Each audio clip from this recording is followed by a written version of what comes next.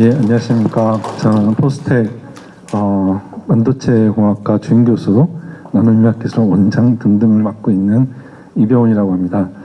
오늘은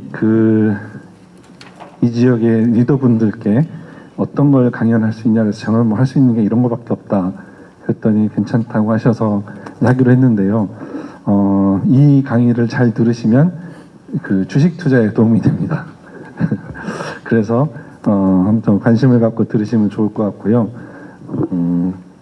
오늘 제가 말씀드릴 내용은 포스텍이 이 지역의 반도체 쪽으로 어떤 일을 하고 있는지 이런 거 잠깐 말씀드리고, 그 다음에 인공지능 시대에 반도체 관련 뉴스 요새 굉장히 많이 나오지 않습니까? 여기 아마 삼성전자 주식 가지고 계신 분들 있으실 텐데요. 혹시 가지고 있으신 분 있으신가요?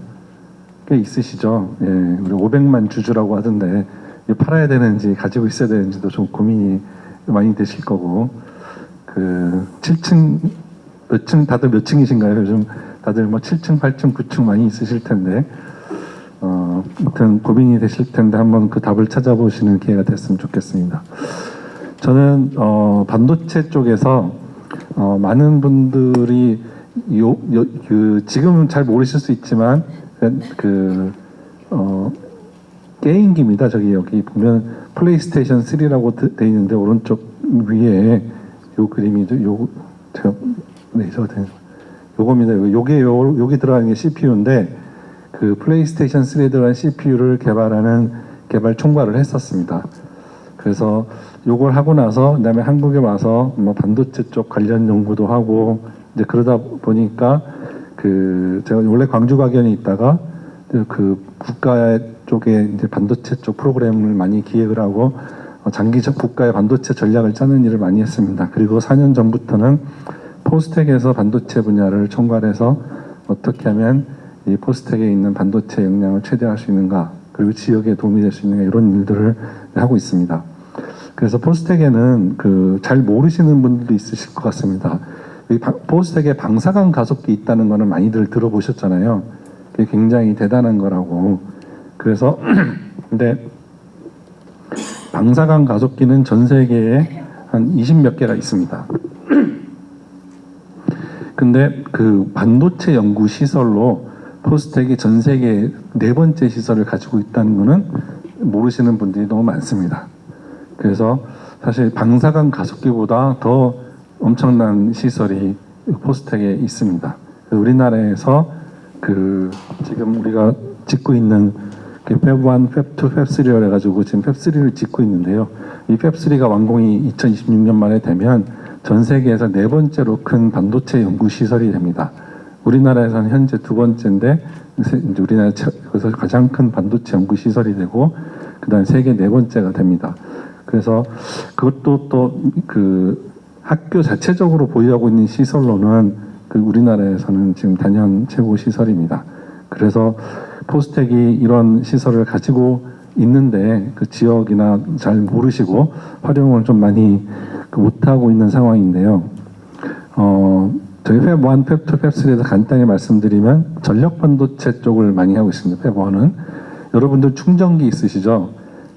고속 충전기에는 이 팹1에서 만들 수 있는 그런 반도체, 전력 반도체가 들어가 있습니다. 그래서 그런 것들이 보통 사용하는 실리콘 반도체 갖고는 못하고 전력 반도체라는 걸 써야 되는데 이제 그런 것들을 이제 만들 수 있는 시설이 있는데 이게 우리나라에서 가장 좋은 전력 반도체 연구 시설입니다. 회사에서도 지금 만들고 있는 거를 8인치에 해당하는 커다란 전력 반도체 기판 훨씬 연구를 하고 있고요. 팹2에서는 여기 애플 기업 지원 센터도 있고 반도체 기술 융합 센터도 있고, 이건 차세대 반도체 기술을 연구할 수 있는 시설입니다. 그 다음에 팹3에는 이제 2026년 말에 완공이 되면 국내 대기업들, 중소 중견기업들이 같이 들어와서 상생협력연구센터를 만들어서 차세대 기술을 같이 개발할 거고요. 요 밑에 있는 기업들이 요 센터를 같이 하는데 지금 하기로 같이 만들기로 하고 참여하는 기업들입니다. 지역 기업도 있고 지역 밖에 있는 기업도 있고 그렇습니다. 그래서 요거는 국내 최초로 우리가 만드는 게 아니라 기업들이 투자해서 기업들이 만드는 그런 연구소가 컨소시엄형 연구소입니다. 그리고 이런 기업들이 차세대 ICT 산학협력센터에 같이 참여해가지고 현재 44개 기업이 참여하고 있고요.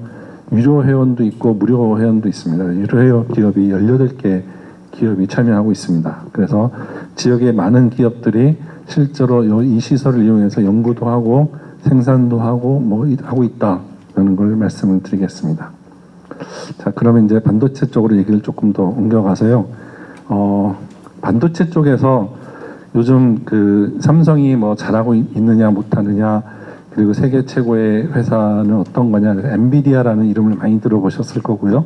그다음에 인공지능 관련돼서는 오픈 AI라는 회사 이름을 많이 들어보셨을 겁니다.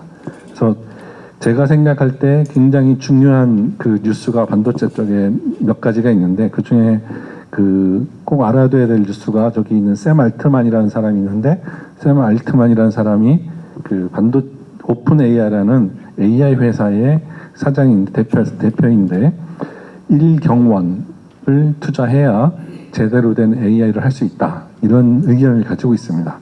그래서 사우디나 이런 데다가 돈을 같이 투자해서 반도체 공장을 30몇 개를 더 짓고, 그렇게 해서 반도체를 빨리빨리 만들어서 인공지능을 할 수 있는 데이터 센터라는 걸 만들어야 우리가 실제 인공지능을 구현할 수 있다라고 생각을 해서 이제 지금 투자를 실제 받고 있다고 합니다.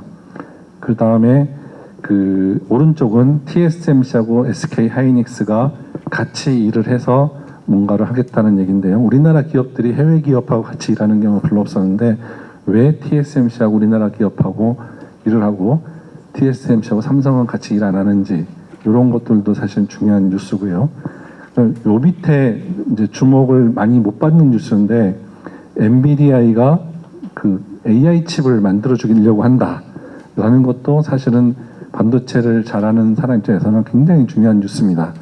그래서 엔비디아가 왜 저런 뉴스를 얘기를 했는지, 그런 것들을 이제 가급적이면 빠르게 얘기를 좀 해보겠습니다.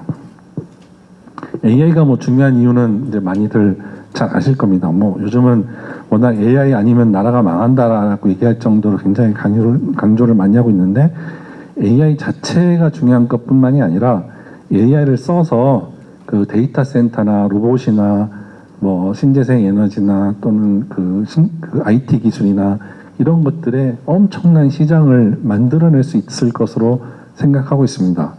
반도체 자체는 여기 1T라고 돼 있잖아요. 1 트릴리언 달러인데 한 1.4 얼마 1,400조 원 정도밖에 안 됩니다. 1,400조가 얼마 안 된다고 말씀드리니까 좀 그렇긴 하지만, 실제로 다른 산업들은 1,400조보다 훨씬 더 액수가 큽니다. 여기 보면 1T가 아니라 이제 8트릴리언, 2트릴리언 이렇게 되니까 돈이 엄청나거든요. 근데 다른 산업에 비해서 반도체 산업은 그 규모가 작은 데 비해서 왜 각국들은 다 전쟁을 하느냐, 이 반도체가 있어야 이 나머지 모든 것들이 가능해지기 때문에 그렇습니다. 근데 이 반도체를 만들 수 있는 나라가 몇 군데 없어요. 지금은 대만, 미국, 한국, 그 다음에 요즘은 중국까지 이 4개 나라만 반도체를 만들 수 있기 때문에, 그 중에 몇 나라만 쓰러뜨리면 이제 거의 독식이 되는 거죠. 그래서 그걸 미국은 이제 독식을 하고 싶어 하고 있는 거고요. 그런데 이게 인공지능이라는 게 사실 굉장히 각광받은 지 얼마 안 됐습니다. 인공지능이 쓸모가 있나라고 생각한 사람들은 있었지만, 그동안 쓸모 있을 거라고 생각했던 기술이 실제 돈 된 적이 별로 없었기 때문에, 인공지능이 그래도 좀 주목을 받기 시작한 거는 알파고 리라고 돼 있는 이세돌을 이긴 구글의 반도체 인공지능이 나왔을 때부터 사람들 뉴스를 좀 타기 시작했습니다. 그러다가 챗 GPT가 2023년에 나오면서 그때부터 굉장히 많이 바뀌기 시작했어요. 여기 챗 GPT를 써보신 분도 있고 안 써보신 분도 있으실 텐데, 얘네들 굉장히 신기합니다. 뭘 물어보면 알아서 주섬주섬 얘기를 잘 해줍니다. 흥미 있으시면 사주팔자도 사주풀이도 해주고요. 올해의 운세도 해주고, 내가 올해 돈을 벌 것이냐 안 벌 것이냐 이런 것도 해줍니다. 물론 이제 그 전에 내 신상 정보를 털어야 됩니다. 신상 정보를 얘기하면 그 정보가 이제 미국에 가서 저장이 되는 그런 단점은 있긴 하지만 그 대신에 굉장히 많은 일들을 할 수 있게 되면서 관심을 굉장히 많이 끌게 됐고요. 요즘 이거를 잘 쓰시는 분들은 뭐 비서로도 쓰고 그 다음에 이런 자료를 만들 때도 저는 이걸 하나하나 제 손으로 만들었지만 이제 인공지능 그 챗GPT를 쓰면 내가 이런 발표를 하고 싶은데 오늘 발표 자료 한 40장을 만들어줘. 그러면 알아서 만들어줍니다. 내가 산림조합에 갈 텐데 오늘은 인공지능하고 반도체 얘기를 할 거야. 근데 시간은 한 4, 50분 할 테니까 슬라이드는 40장을 만들어줘. 그리고 발표 대상은 누구야? 이렇게 얘기하면 알아서 다 만들어줍니다.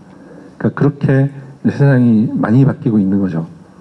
그래서 어떤 기술이 받아들여져 가지고 실제 세상을 바꾸게 될 때는 그게 많은 사람들이 그거를 쓰는 상태가 되는데 아직은 이런 자료 만들고 뭐 이런 거는 좀 몇 명만 하다 보니까 이제 실감은 안 나실 텐데 이게 세상을 진짜로 바꾸게 될 거라고는 이제 다들 생각하고 계시는 거죠. 근데 여기 문제가 하나 있어요. 요거 혹시 게임 해보신 적 있나요? 색깔 맞추는 거. 루빅스 큐브라는 건데요. 요거 사람한테 가르치면은 뭐 방법만 알면 금방 한 초보자도 한 1, 2분 안에 이걸 다 맞출 수 있습니다. 세계 기록은 3.6초입니다. 막 섞어서 확 던지면 그걸 눈 딱 뜨자마자 3.6초 만에 딱 맞춰내야 되는 거예요. 그거를 이게 근데 굉장히 여러 가지 형태로 모양이 돼 있을 수 있기 때문에 그걸 시간에 딱 맞춰서 맞추는 게 쉽지 않은데 한국인이 세계 기록을 가지고 있습니다. 자폐증이 있는 한국인인데 그 친구가 이거는 진짜 잘해가지고 세계 최고 기록 3.6초를 가지고 있고요. 근데 얘를 컴퓨터한테 가르치면 굉장히 힘이 듭니다. 얘는. 그래서 인공지능을 써서 가르칠 수는 있어요. 근데 얘를 한번 가르치려고 그러면 어떻게 되냐면 세상에 가장 빠른 슈퍼컴퓨터로 13.5일 동안 훈련을 시켜야 돼요. 슈퍼컴퓨터가 전기를 어마무시하게 잡아먹습니다. 뭐 집에 있는 컴퓨터 기준으로 하자면 한 10만 대에서 20만 대 정도를 동시에 쓰는 거랑 똑같다고 보시면 됩니다. 근데 한 번 공부하면 끝나느냐? 그게 아니고 해봤더니 좀 마음에 안 들어요. 그럼 다시 또 가르쳐야 됩니다. 또 가르치면 또 전기세 들고 또 전기세 들고 그렇습니다. 그래서 구글의 딥마인드나 요즘 중국에서 굉장히 파란을 일으킨 딥시크라는 게 있습니다. 아주 적은 비용으로 인공지능을 만들었다 그래서 굉장히 화제가 되는 게 있는데 그런 애들도 한 번 가르칠 때마다 몇십억씩 듭니다. 제일 싼 게. 한 번 가르치면 몇십억을 드는 거예요. 그 대신에 가르치고 나면 자 이제부터 바둑을 두는 방법을 이제 배워봐 라고 해서 한 번 가르치면 80억, 100억 써서 가르치면 그때부터 이세돌을 이깁니다. 그 다음에 사주풀이를 어떻게 하는지 가르쳐 줄게 하고 가르치면 또 100억 듭니다. 그러니까 우리가 원하는 모든 걸 사주풀이도 해주고 모든 걸 다 하려고 그러면 돈이 엄청나게 드는 거죠. 근데 그거를 할 수는 있어요. 돈을 많이 쓰면. 이제 지금은 그걸 누가 돈을 덜 쓰느냐에 이제 게임을 하고 있는데 문제는 이렇게 쓰는 전기가 다 모으면 엄청납니다. 그러다 보니까 여기 보면 GPT-2, GPT-3, GPT-4 이렇게 돼 있는데요. 여기 넘버 오브 칩스가 한 배, 20배, 100배. GPT-4를 지금 쓰고 있는데 4, 5까지 가고 있는데 이게 기술이 발전하면 발전할수록 반도체를 더 많이 쓰고요.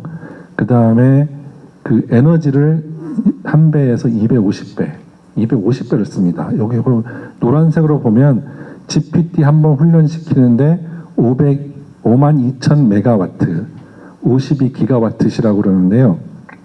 기가와트시가 이제 느낌이 잘 안 오실 겁니다. 원자력 발전소가 1시간에 발전하는 게 1기가와트입니다.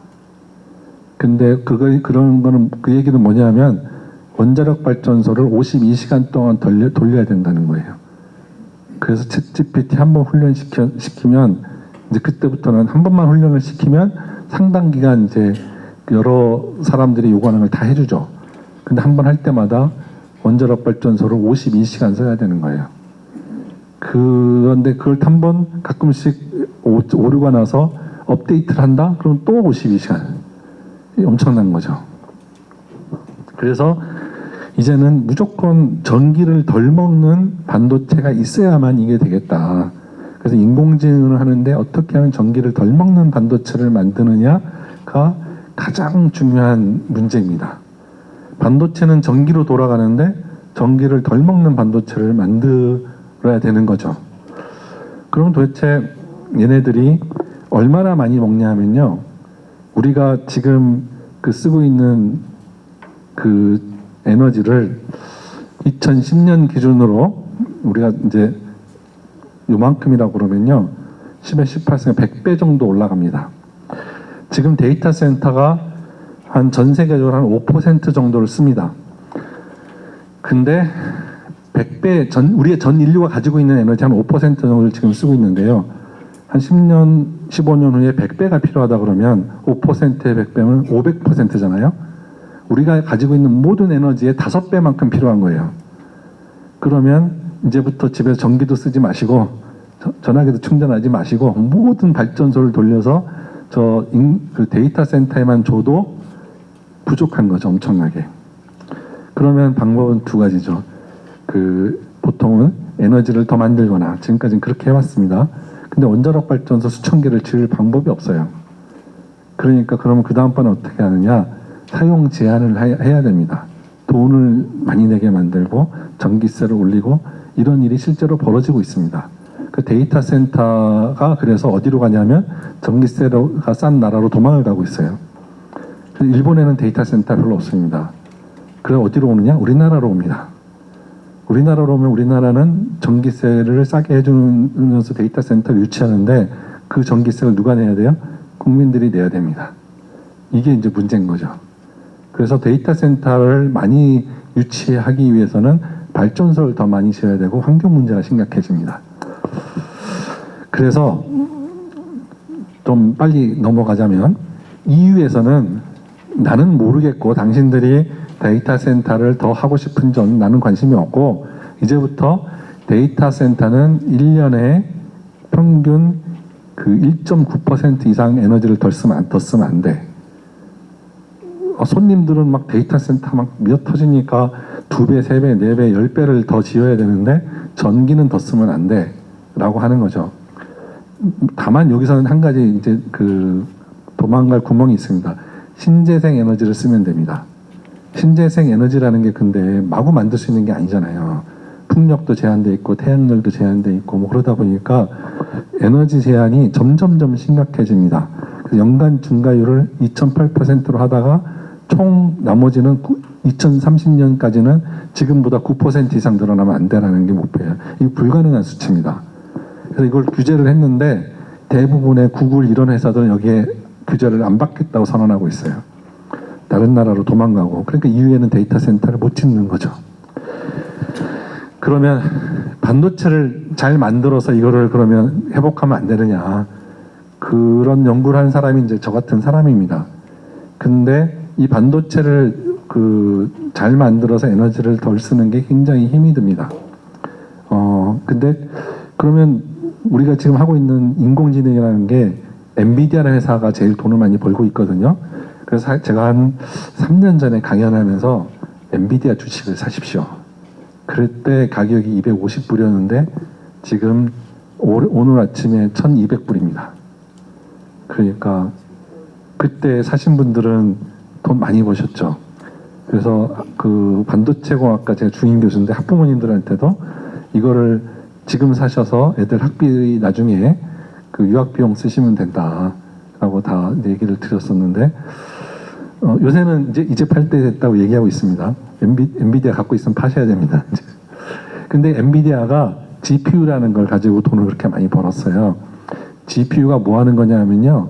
게임기에서 게임 캐릭터라고 그러는데 게임 캐릭터들의 영상 처리를 하는 거예요. 제가 아까 IBM에서 플레이스테이션 3 칩 개발했다 그랬잖아요. 그 칩이 CPU하고 GPU를 동시에 만드는 최초의 칩이었어요. 왜 그랬냐면 게임 캐릭터에 머리카락이 날리는 게임이 최초였습니다. 여러분들은 저기 보기 게임 많이 안 해보시는 세대일 텐데 게임은 옛날 같으면 이렇게 팩맨 같은 것도 이렇게 돌아다니면서 뭘 잡아먹고 이런 고정된 형태의 영상이었다면 요즘은 머리카락도 막 이렇게 하면 날리고요. 막 달리면 바람도 막 불고 다 그렇습니다. 근데 그게 컴퓨터는 엄청 힘이 듭니다. 그렇게 해주기가. 왜냐하면 머리카락 여기서 이렇게 있다 이렇게 날리면요. 이걸 다 계산해서 보내줘야 돼요. 바람이 불렀으니까 머리카락을 요만큼 날려라. 이걸 다 계산해야 돼요. 근데 그걸 CPU한테 시키면 미칩니다. 얘가. 못해요. 그래서 개발된 게 GPU라는 거예요. 근데 이 GPU를 가지고 그 엔비디아가 이제 조그만 회사였죠. 그 게임 그래픽 카드라는 그래픽 프로세싱 유닛이라고 그 게임 화면을 만들어주는 장치였는데 이걸 가지고 어떤 대학원생이 그 인공지능 연산하는 데 쓸 수 있을 것 같다라고 대학원생이 발표를 했어요. 그때 젠슨왕이 그 자리에 있었답니다. 그 얘기를 듣고 그러면 당신이 우리 회사에 와서 여름 인턴으로 와서 그걸 한번 기술을 개발해봐라. 그렇게 해서 쿠다라는 프로그램이 개발되는데 이제는 전 세계의 모든 집들은 인공지능을 할 때 쿠다라는 걸 쓰게 됐어요. 그래서 그 대학원생이 나중에 그 엔비디아의 그 CTO가 돼서 그 기술을 개발하고 있고 젠슨왕은 돈을 엄청 조 단위로 벌었죠. 근데 GPU가 그러면 무조건 좋은 거냐? 이걸 지금 한 게 얼마냐면 GPU를 이렇게 여러 개를 꽂은 보드 하나 6천만 원입니다. 이거를 10만 개를 가지고 있대요, 중국이. 그 딥시크 개발한 회사가요. 우리나라 전체 합쳐서 만 몇 개밖에 없는데. 근데 이거를 이제 10만 개를 가지고 있어야 인공지능을 제대로 연구할 수 있다 그래서 우리나라는 지금 이걸 사느라고 좀 난립니다. 근데 작년에 엔비디아가 만들 수 있는 최고급 GPU 보드의 개수가 5만 개였습니다. 그러니까 사고 싶어도 돈 주고도 못 사는 거죠. 그거를 막 숫자 늘리기 위해서 굉장히 노력하고 있는데요. 그럼에도 불구하고 인공지능이 이런 전력 소모를 많이 하는 문제가 있습니다. 그러다 보니까 그 다음에 나온 게 뭐냐 하면 그 NPU라는 게 나왔어요. NPU는 GPU의 기능 중에 일부를 이용을 하는 겁니다. 그렇게 해가지고 뭘 하냐면 주로 학습을 시킨 다음에 이제 공부는 다 했잖아요. 그래서 예를 들면 뭘 공부시켰냐 하면 내가 눈에 보이는 사람이 남자인지 여자인지를 확인하는 프로그램을 가르쳤다. 근데 그 인공지능 입장에서는 사실 사람을 보면 남자인지 여자인지 알기가 힘듭니다. 구분은 우리는 사람은 금방금방 하잖아요. 근데 남장한 여자도 있을 수가 있고 여장한 남자도 있을 수가 있고 근데 그걸 사람들은 꽤 잘 잡아내거든요. 근데 인공지능은 굉장히 힘들어합니다. 그런 것들을 잘 판단할 수 있는 칩을 개발해야 되는데 그런 것들이 NPU입니다. 판단을 잘하는 칩이라고 생각하시면 되겠습니다. 근데 이게 CPU하고 GPU, NPU가 이렇게 세 가지가 있는데 이게 엄청나게 다른 반도체가 아니에요. 여기 주황 색깔하고 초록 색깔하고 노란 색깔 있잖아요. 얘들 어떻게 잘 조절하느냐에 따라서 결정되는 겁니다. 새로운 기술이 아니라 있는 기술을 잘 믹싱을 잘하면 NPU도 되고 GPU도 되고 CPU도 되는 겁니다. 근데 요 어떤 믹싱 비율을 하느냐, 어떻게 설계하느냐를 가지고 이 반도체 회사들이 그걸 다 특허화를 했기 때문에 우리가 그걸 못하는 거예요. 이 특허를 GPU에 관련된 특허를 가장 많이 가지고 있는 회사가 그 엔비디아입니다.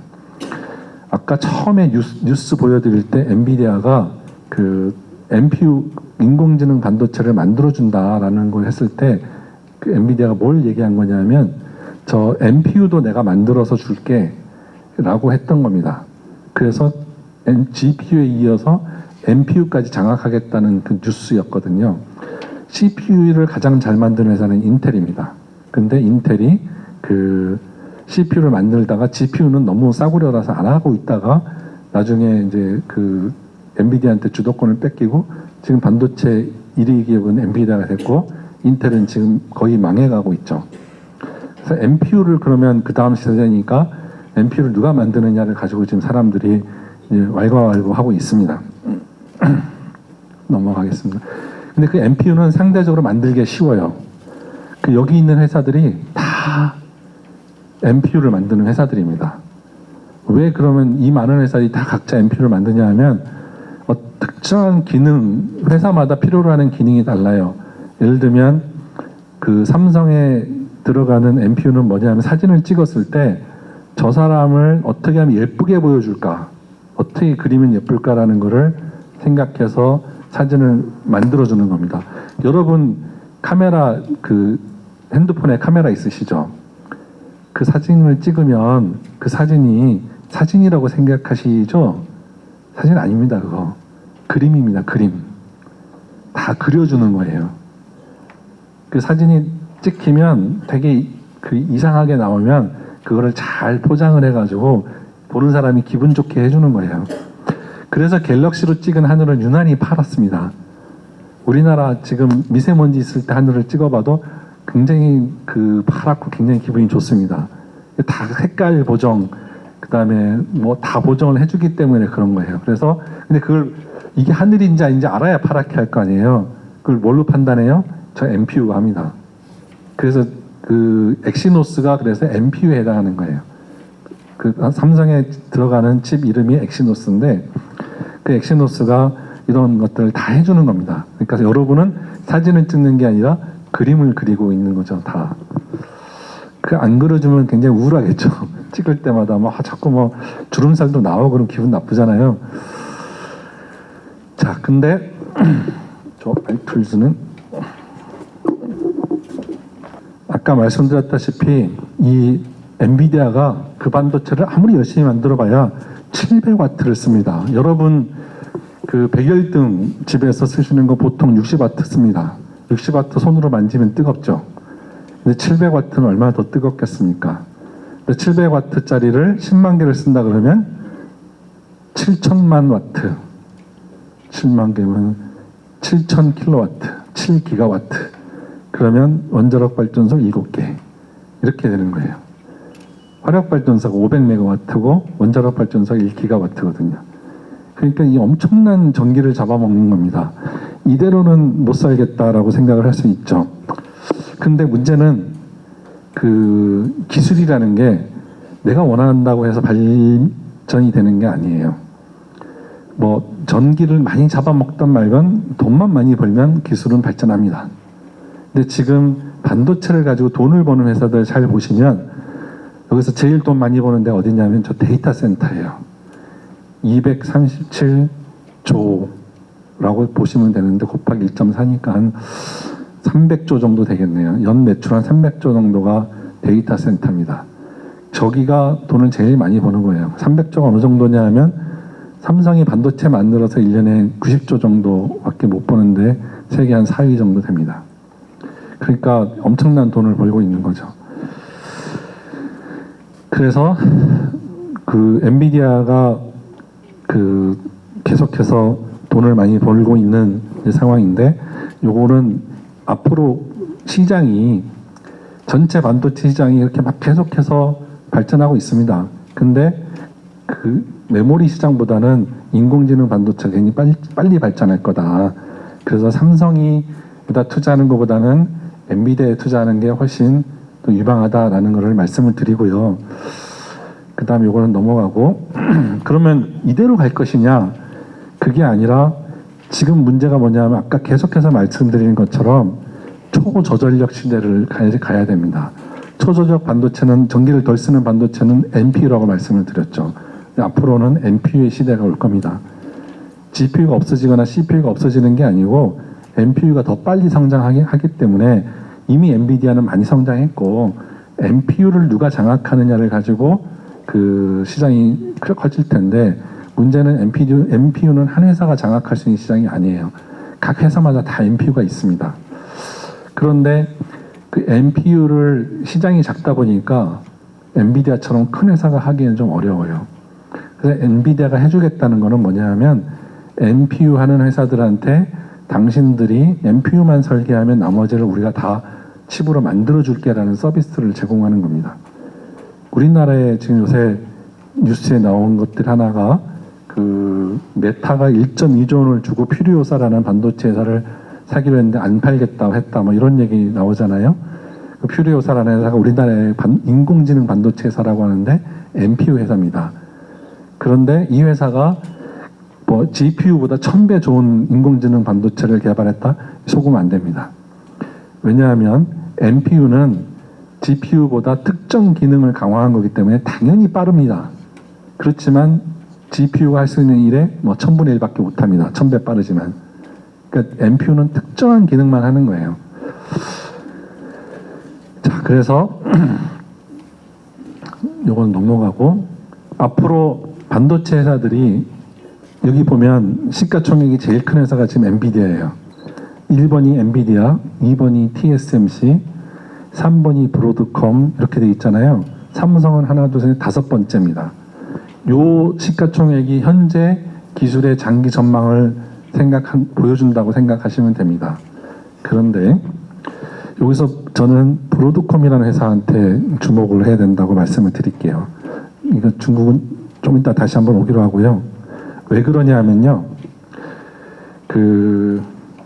여기 잘 보시면 인텔이 CPU가 있었는데 CPU만으로는 인공지능을 못하니까 GPU 회사가 생겼습니다. 근데 GPU를 문제가 많으니까 이제 NPU를 개발해야 된다고 생각하고 있습니다. 근데 NPU는 시장이 한계가 있어요. 그러다 보니까 혼자서 모든 걸 다 할 수가 없습니다. 그러다 보면 엔비디아가 NPU를 만들어주든지 아니면 NPU를 만들어주는 어떤 다른 회사가 있어야 됩니다. 그런데 작년에 연말에 나온 뉴스가 하나 있습니다. 브로드컴이 다양한 회사들한테 NPU를 만들어주는 그 X칩이라는 어떤 그 플랫폼을 해서 매출이 34% 올라갔습니다.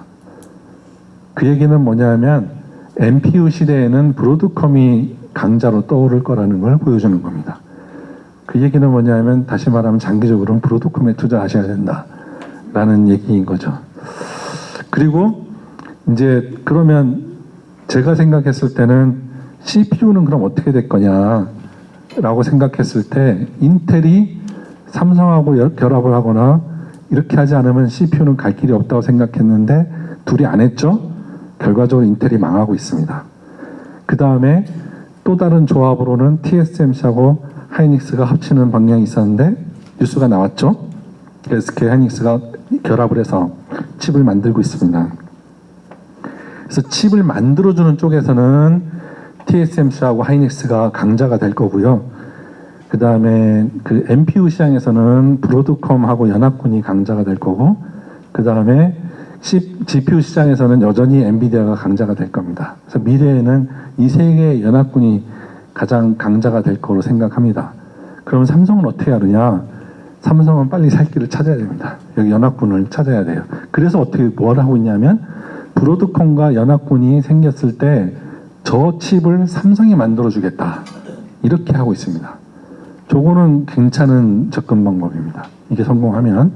그래서 그렇게 보면 TSMC와 엔비디아 연합군, 그 브로드컴과 삼성 연합군이 생길 수 있는 거죠. 이 연합에 성공하면 삼성도 장기적으로 굉장히 좋은 미래가 있는 거죠. 그런데 여기에 변수가 하나 있습니다. 중국입니다. 중국이 요즘 너무 빨리 기술이 발전하고 있어요. 여기 보면 중국의 SMIC라고 반도체 만들어주는 회사가 있거든요. 삼성이나 중국의 TSMC 같은 회사인데 엄청 빠르게 발전하고 있습니다. 그 전에는 중국 하면 중저가 제품을 만들거나 뭐 기술이 없어서 정기적으로 성공하지 못할 것이다 뭐 이렇게 생각하시는 분들이 많았는데 저는 한 7, 8년 전에 이미 중국에 가봤더니 칭화대에 있는 학생들이 너무 똑똑해요. 칭화대 학생들이 제가 가서 세미나를 했는데 질문하는데 한국 교수들보다 더 똑똑하게 질문이.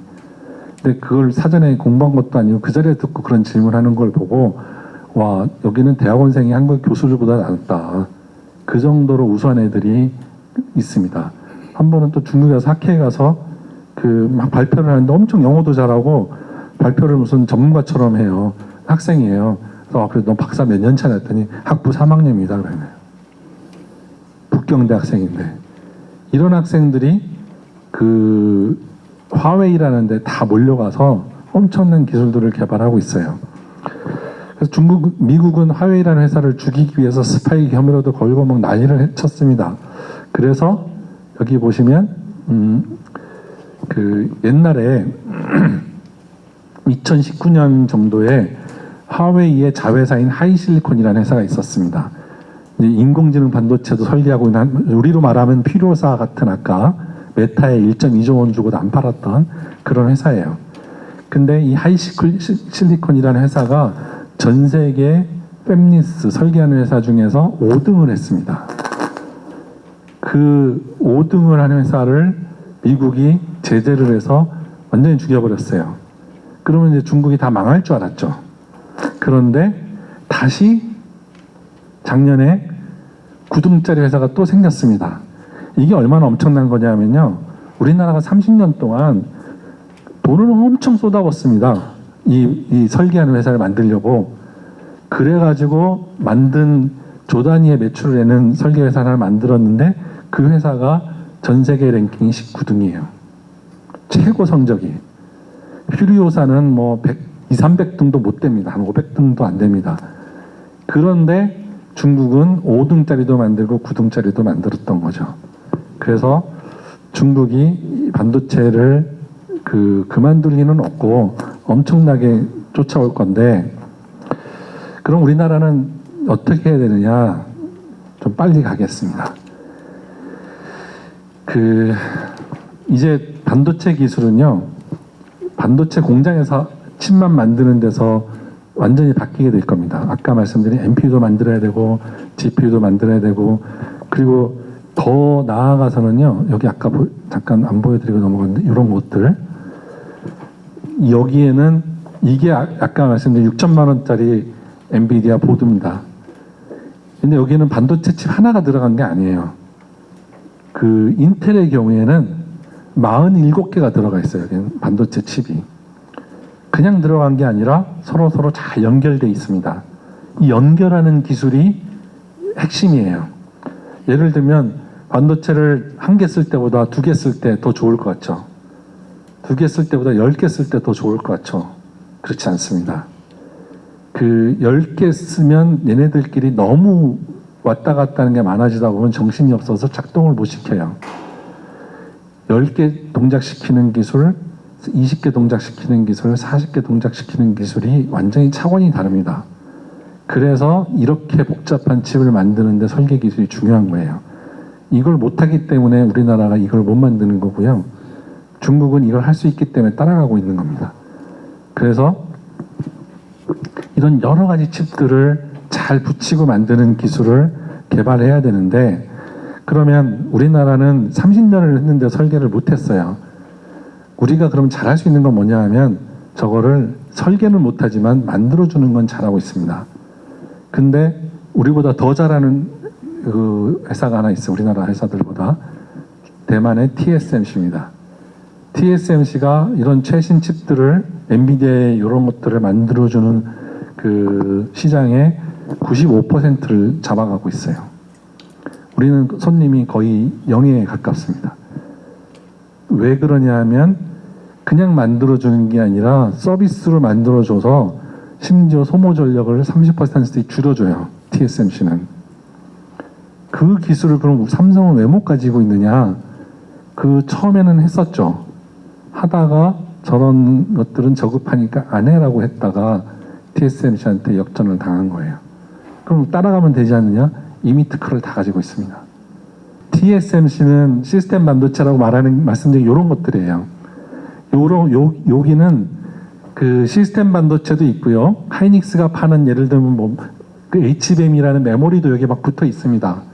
47개 안에는 시스템 반도체도 있고 메모리도 있는데, 삼성은 메모리도 만들고 시스템 반도체도 만들어주는 회사가 있어요. 3개의 그 비즈니스가 있는데, 삼성 메모리, 삼성 시스템 LSI, 삼성 파운드리 3개가 있습니다. 사업 부문이. 부문장도 따로 있고요. 메모리에서는 메모리를 만들고, 시스템 LSI에서는 칩을 설계합니다. 아까 엄청나게 복잡한 설계를 하고요. 엑시노스 같은 칩을 설계하고, 파운드리는 외국 걸 만들어줍니다. 근데 우리 설계는 우리가 잘 못하고요. 전 세계에서 지금 많이 딸리고 있고, 만들어주는 건 잘했었는데 최신 기술로 오면서 아까 말씀드린 것처럼 소모 전력을 덜 쓰게 해주는 특별한 그 기술을 TSMC가 도입을 하다 보니까 고객들을 다 뺏겨서 파운드리가 지금 공장만 짓고 손님이 없는 그런 상태가 되어가고 있습니다. 그래서 삼성은 세 가지 다 하고 있다는 거 혹시 그럼 이제 질문에 대한 답변이 되셨나요?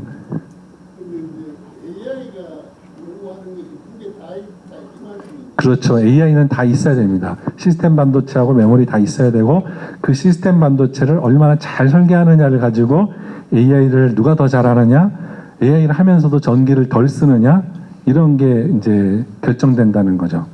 좋은 질문이십니다. 그래서 지금은 전기를 덜 쓰게 하는 인공지능 반도체를 만드는 기술이 굉장히 중요한 거고 전에는 시스템 반도체에서 주로 전기를 쓰니까 저기서만 했었는데 이제는 메모리도 전기를 덜 써야 되니까 저는 전기를 덜 쓰는 메모리를 누가 개발하느냐. 그래서 삼성은 우리는 HBM에서는 하이닉스보다는 조금 뒤졌지만 전기를 덜 쓰는 메모리는 우리가 더 잘 만들어요. 뭐 이렇게 생각하고 무슨 광고도 하고 좀 있습니다. 어쨌든 그래서 결론적으로 정리를 하자면 이런 겁니다. 앞으로는 굉장히 다양한 반도체를 막 이어붙여서 만들어야 되는데 이게 얼마나 크냐면 이만큼 됩니다. 그래서 한 몇 센티미터 정도 되는 이 정도 되는 크기의 칩을 잘 이어붙이고 만들어야 되는데 이 기술을 잘 개발해야 되는데 지금 이걸 가장 열심히 하는 데가 어디냐면 TSMC하고 일본입니다. 일본의 그 소부장 그 연구소를 TSMC가 2천억, 일본이 2천억, 내가 4천억짜리 연구소를 츠쿠바에 만들었어요. 얘네들의 목표가 이어붙이는 기술에 필요한 소재나 장비 이런 것들을 개발해서 일본 회사들이 소재나 장비를 개발하고 TSMC가 실증한 다음에 TSMC 공장에 쓰는 그리고 그 공장을 일본에 다시 짓는 이게 일본 정부의 전략인 거죠. 일본 자체적으로 반도체를 다시 살리는 능력은 없으니까 그 TSMC의 힘을 빌리는 거고 TSMC는 돈을 엄청 많이 벌고 있습니다. 근데 대만의 인구가 너무 적다 보니까 그 인구에서 만들 수 있는 엔지니어 다 만들어도 안 되는 거예요. 그러다 보니까 이제 일본으로 가서 공장을 짓고 뭐 이렇게 하고 있는 거죠. 이제 물론 미국은 이제 TSMC 목을 졸라서 미국으로 와서 만들려고 그러는데 미국에 가면 제조 원가가 3배 정도 올라가는 문제가 있다고 합니다. 이러니 가기는 싫은데 이제 트럼프가 하도 목을 조르니까 할 수 없이 이제 가게 되는 거죠.